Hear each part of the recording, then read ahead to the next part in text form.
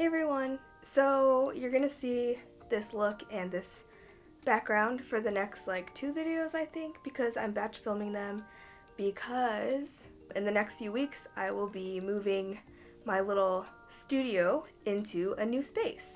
If you follow me on Instagram, then you probably saw my new studio space. It's totally empty right now. I need to pack up a bunch of my stuff and move it over there.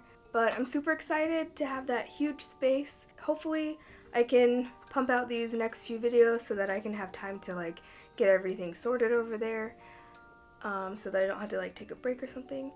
So yeah. But anyway, today I'm going to be doing a pretty easy project. It's one that I've been wanting to do for a while. I'm going to show you guys how to make faux milk glass. Basically, it's like really opaque white glass. Usually it has like cool texture to it. Like the most popular one that I've seen is the hobnail design, which is like the dots, kind of like what I'm going to be doing today. But for me, I'm doing a twist where I'm going to make it so that I can use it with my water wicks for my plants. So for my plants that sit at the very top of one of my bookcases, I have these like water wicks. Right now they go into a mason jar on the next shelf down, and it kind of like through capillary action pulls the water up and waters those plants, so that I don't have to like keep getting onto a little step stool and watering them because they're really high and I'm short. So like I said, they're pulling water from a little mason jar that I'm using as the water reservoir, but it doesn't look that great. I wanted to have something that looked more decorative, so I thought that I could make the faux milk glass, but then put a little like viewing window so that I can see the water level, so that I know if I need to fill it or not. So today I'm going to be showing you guys how to make a faux milk glass vase. So let's get started.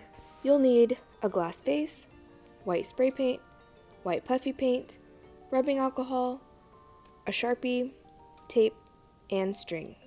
Clean the vase really well with rubbing alcohol.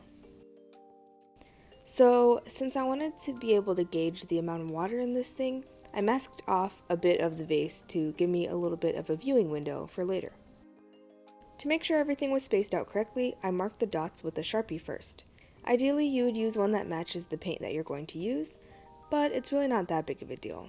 Also, I said white paint because I'm trying to mimic the look of the milk glass, but you can use whatever color you want, really.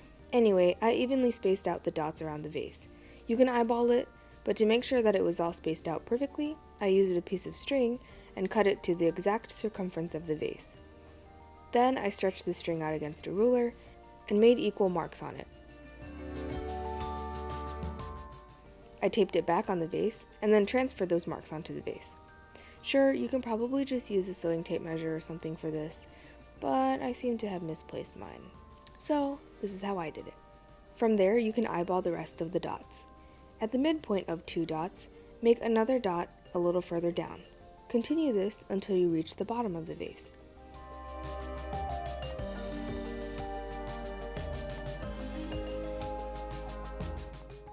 Then use puffy paint to make little beads of paint at each dot.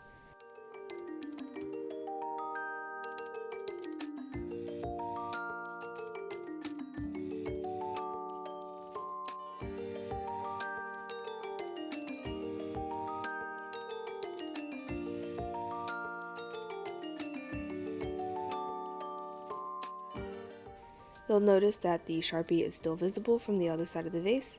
This is what I was talking about earlier, why you would probably want a marker that matches, but also it's not that big of a deal. Once you paint the vase, it won't be noticeable unless you're looking inside of the vase for whatever reason. So yeah, if you wanted to avoid this, just use a white paint pen or a marker that matches whatever color you're using, or you could be brave and just freehand the puffy paint dots. Anyway, set this aside to dry.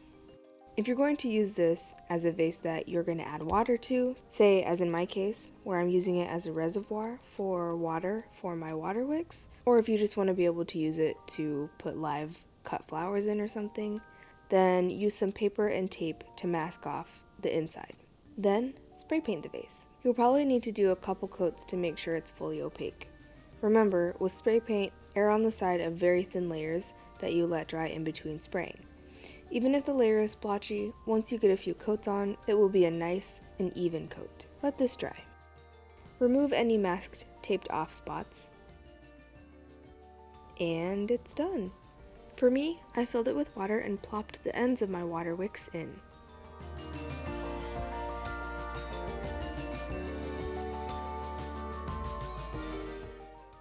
With this little window, I can easily monitor the water level so that I know when I need to top it off.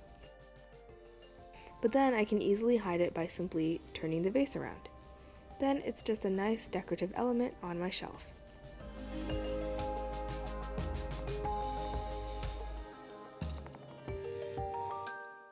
I hope you guys enjoyed today's video. If you did, please leave a like, subscribe, hit that notification bell, all of that good stuff. If you have any questions or suggestions for future videos, please leave a comment down below, and I'll see you next week. Thank you so much to my patrons for helping me produce this video. If you like my videos and have learned something from them, please consider supporting me on Patreon to help me continue to make them. It's totally optional. I'll still be making videos either way. It just helps me be able to put out better stuff. A link will be down below, or you can just click up here in the corner.